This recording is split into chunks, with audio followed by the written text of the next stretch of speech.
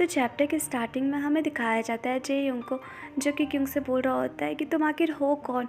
तो क्योंग जल्दी से अपने दूसरे हाथ से चाकू निकालती है और कहीं दूर फेंकती है। फिर जे-योंग को बहुत ही प्यार से समझाती है कि तुम किसी के और के बहकावे में मत आओ, तुम किसी का बात सुन के अपना मेंटल पीस मत खराब करो और अपना ध्यान मत भटकाओ। उसके बाद बोलती कि तुम्हें पता है, अगर मैं तुम्हें नुकसान पहुंचाना चाहती या तुम्हें मारना चाहती तो मेरे पास ना जाने कितने ही मौके मिले थे तुम्हें मारने को, लेकिन मैंने ऐसा कुछ नहीं किया क्योंकि मैं तुम्हें नहीं मारना चाहती थी और मैं मारूंगी भी तो क्यों।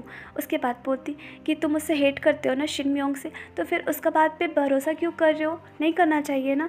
और इधर दिखाया जाता है जे-योंग को, जो क्योंग का ब्लड देखता है और उसे चक्कर जैसा आने लगता है। उसके बाद क्योंग की साइड दिखाया जाता है, जो बोल रही होती है कि शिनम्योंग तुम्हें कंट्रोल करने का कोशिश कर रहा है, तुम उसकी बहकावे में मत आओ, समझ गए। और वो कुछ बोल ही रही होती, तभी जे-योंग को और चक्कर जैसा आने लगता है और वो क्योंग से दूर पीछे हटने लगता है। तो क्योंग को समझ नहीं आ रहा होता है कि यहाँ पे चल क्या रहा है। तभी अचानक से जे-योंग गिर जाता है, तो क्योंग ये देख के पैनिक कर जाती है। उसके बाद वो जल्दी से जे-योंग के पास आके बोलती कि जे-योंग क्या तुम ठीक हो, तुम्हारे साथ क्या हुआ है।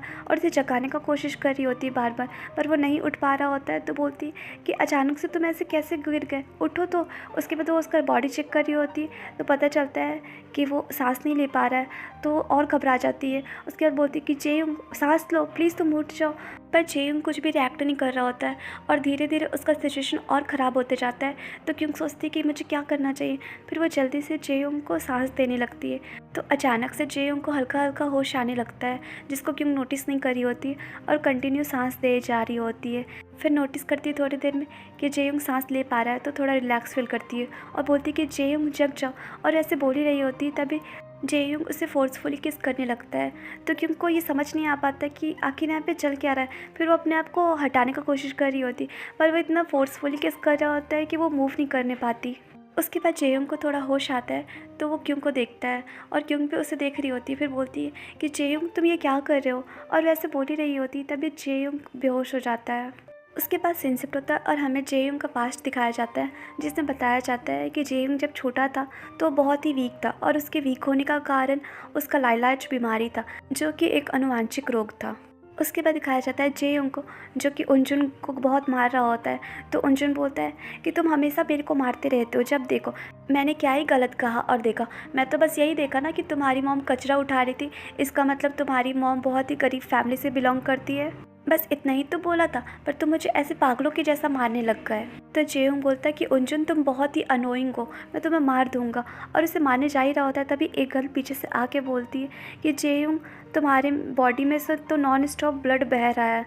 तो कहानी में आगे बताया जाता है कि इसी टाइम जे-योंग को पहली बार पता चला कि उसे ऐसा लाइलाज बीमारी है, जो कि उसके फैमिली के साइड से मिला है। उसके बाद सीन शिफ्ट होता है और हमें दिखाया जाता है कि जे-योंग का इलाज हो रहा है और एक डॉक्टर है जो कि बोल रहे होते हैं कि ये स्टार्टिंग पॉइंट पे इसलिए ज़्यादा सीरियस कंडीशन नहीं है, लेकिन इसे पूरी लाइफ संभल के रहना होगा और पूरी लाइफ अपना केयर करेगा तो ही सर्वाइव कर सकता है। और सबसे इम्पॉर्टेंट चीज़, इसे फ्यूचर में ब्लीडिंग और इंजरी से बचना है, नहीं तो बहुत प्रॉब्लम हो सकता है। उसके बाद ऐसे बोल के डॉक्टर चले जाते हैं और इधर दिखाया जाता है जे-योंग की बहन को, जो कि अपने फादर से बोल रही होती है कि फादर आपने सुना ना कि डॉक्टर ने क्या कहा। तो डैड, अब हमने जो अपने ग्रुप के लिए एक कैंडिडेट चूज़ किया है उसमें से जे-योंग का नाम हटा देते हैं, क्योंकि अब हम नहीं चाहते हैं कि ऐसे वीक कैंडिडेट हमारे ग्रुप में रहे और हमारा ऑर्गेनाइजेशन का नाम ख़राब हो, और हम ये भी नहीं चाहते कि उसका वीकनेस ऐसे एक्सपोज हो। तो उसकी डैड बोलते हैं कि क्या वो भी यही चाहता है। और इधर दिखाया जाता है जे-योंग की साइड, जो ये सब सुन रहा होता है पर कुछ बोल नहीं रहा होता है और सोचता है कि सभी लोगों को ये डिजीज़ बहुत ही नॉर्मल सा लगेगा, पर मुझे पता है कि अब ये कितना प्रॉब्लम क्रिएट कर सकता है मेरे लाइफ में, और ये फ्यूचर तक मुझे डराएगा, क्योंकि अब मुझे बहुत डर लगता है खून देखते साथ ही, और खून के स्मेल से भी मुझे बहुत ज़्यादा घबराहट महसूस होती है। उसके बाद सीन शिफ्ट होता है और हमें दिखाया जाता है जे-योंग की नैनी को, जो कि जे-योंग के पास आके उसे सुई लगाना सिखा रही होती है और बोलती है कि यंग मास्टर, ये आपको खुद से करना सीखना चाहिए, क्योंकि आपको फ्यूचर में यही करना है, तो आप अभी से सीख जाओगे तो ये अच्छा रहेगा। उसके बाद सीन शिफ्ट होता है और हमें दिखाया जाता है जे-योंग की सिस्टर और एक आदमी को, जो कि साथ में आ रहे होते हैं। और जे-योंग के पास आकर उसकी बहन बोलती है कि जे-योंग क्या तुम अभी तक सोए नहीं। तो जे-योंग पूछता कि मेरी बड़ी बहन कहाँ है। तो वो लेडी जेयुंग का क्वेश्चन इग्नोर कर देती है और अपने साथ आए हुए आदमी को बताती है कि ये हमारे फैमिली का सबसे यंगेस्ट चाइल्ड है और ये क्यूट है ना। तो वो आदमी बोलता है कि हेलो, मैं आपके बारे में बहुत सुना हूँ। तो वो गर्ल बोलती कि इसे यंग मास्टर बोलो, और वो जेयुंग को बताती कि जेयुंग, ये डायरेक्टर शिन मियोंग हुआंग है। तो शिन बोलता है कि मास्टर जेयुंग, आपसे मिलके अच्छा लगा। और इधर जेयुंग सोच रहा होता है कि पता नहीं इनके साइड से मुझे ब्लड्स का स्मेल बहुत ज़्यादा आ रहा है और ये लोग परफ्यूम के अंदर छुपा के रखे हैं, पता नहीं क्या करना चाह रहे हैं। और ऐसे सोच ही रहा होता है तभी शिन बोलता है कि आपके साथ फ्यूचर में कभी सामने सामने फॉर्मल बात करने का मौका मिले तो अच्छा रहेगा। तो वो गर्ल बोलती कि ऐसा मौका कभी नहीं मिलेगा, क्योंकि जेयुंग को कैंडिडेट लिस्ट से बाहर कर दिया है, क्योंकि इसका हेल्थ सही नहीं ना है इसलिए। उसके बाद जेयुंग पूछता कि सिस्टर, हमारी बड़ी बहन कहाँ है? और एक वीक पहले वो घर से बाहर गई थी, अभी तक वो लौटी नहीं है, क्या आपको उसके बारे में कुछ पता है कि वो कहाँ गई है? तो उसकी सिस्टर बोलती कि तुम मेरे से क्यों पूछ रहे हो, और अगर मैं तुम्हें बताऊं कि मैंने उसके साथ कुछ किया है तो तुम क्या कर लोगे? तो ये सुन के जेयुंग शॉक्ड हो जाता है और सोचता है कि क्या मैं जैसा सोच रहा हूँ वो सही है या गलत। उसके बाद सीन शिफ्ट होता है और हमें दिखाया जाता है कि उसकी बड़ी बहन जिसके बारे में जेयुंग पूछ रहा था उसका डेथ हो चुका है और सारे लोग उसके शोक में आए हुए होते हैं। और जेयुंग की बहन भी आई होती कि जो कि बोल रही होती कि सिस्टर, आप मुझे इस तरह से नहीं छोड़ के जा सकती, मैं आपके बिना कैसे रहूँगी। और ऐसे बोल बोल के ये रोए जा रही होती है और जेयुंग ये सब नोटिस कर रहा होता है। उसके बाद सीन शिफ्ट होता है और उसकी बहन बाहर जाती है और किसी को फ़ोन पे बोलती है कि मुझे यहाँ रहने में अच्छा नहीं लग रहा है, इसलिए मेरे लिए टिकट बुक कराओ और बाहर जाने का इंतज़ाम कराओ, और मैं कोई शांत जगह जाना चाहती हूँ क्योंकि मुझे यहाँ रहने में डर लग रहा है और मुझे ऐसा लग रहा है कि कहीं मैं पकड़ा ना जाऊँ। उसके बाद बोलती कि क्या तुम श्योर हो ना कि जितने भी एविडेंस सारे डिस्ट्रॉय कर दिए हो? तो वो आदमी बोलता है कि हाँ, मैं डिस्ट्रॉय कर दिया हूँ। तो वो गर्ल बोलती कि अगर डिस्ट्रॉय नहीं किया होगा और मैं पकड़ी गई तब फिर तुम्हें जीने नहीं दूंगी चैन से। और इधर दिखाया जाता है जेयुंग को, जो कि पीछे खड़े होकर सारी बातों को सुन रहा होता है, और जैसे ही ये सब बात सुनता है वो शॉक्ड हो जाता है और सोचता है कि जिसके पास भी पावर होता है वो बहुत ही डिस्गस्टिंग होते हैं और वो क्राइम करने के बाद भी ऐसे एक्ट करते हैं जैसे कुछ हुआ ही नहीं। उसके बाद सोचता कि वैसे सबसे डरावना बात ये है कि मुझे ऐसा फील हो रहा है जैसे मैं भी इनके जैसा बनते जा रहा हूँ। उसके बाद सीन शिफ्ट होता है और हमें दिखाया जाता है हमारी क्योंग को, जो अभी भी जेयुंग को उठा रही होती है और बोलती कि जेयुंग उठो उठो। तभी अचानक से जेयुंग जग जाता है तो क्योंग बोलती कि फाइनली तुम जग गए। तो जेयुंग बोलता है कि लीदा क्यों। उसके बाद वो उसे हक कर लेता है। तो क्योंग कुछ कुछ सोच रही होती है। उसके बाद बोलती कि क्या तुम ठीक हो? तो जेयुंग उसे और कस के हक कर रहा होता है और बोलता है कि हाँ, मैं ठीक हूँ। तो क्योंग थोड़ा रिलैक्स फील करती है। उसके बाद बोलती है कि तुमने कहा था कि तुम सायंग से हेट करते हो, राइट? अगर तुम सीरियस हो इस मैटर को लेके तो हम दोनों सेम ही पेज पे हैं।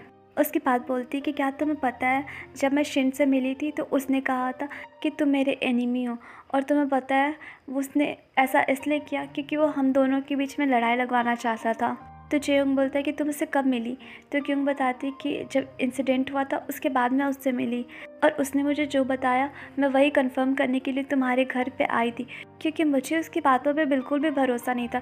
इसलिए मैं खुद तुम्हारे घर पे आई और तुम्हारे साथ रही और तुम्हारे बारे में जानना चाहती थी कि तुम कैसे हो और वो जितना बोला वो झूठ है या नहीं।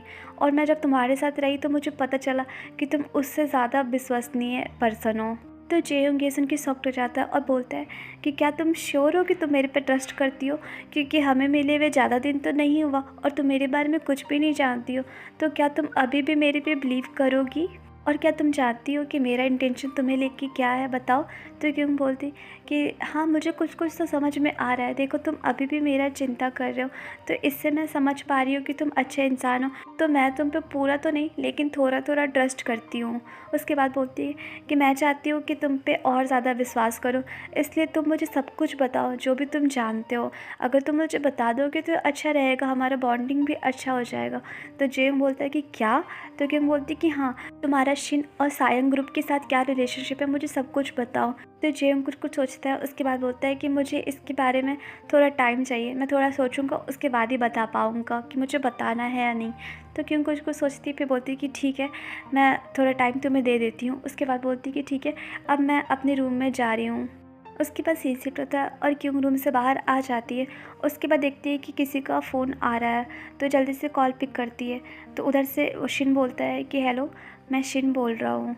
तो ये सुन के क्योंग शॉक्ड हो जाती है और बोलती है कि तुम्हारा इतना हिम्मत कैसे हुआ कि मेरे को दोबारा कॉल करो। तो शिन बोलता है कि ओह इतना गुस्सा मत करो, वैसे तुम जेयोंग के साथ क्या बात की, वो क्या बोला तुम्हें।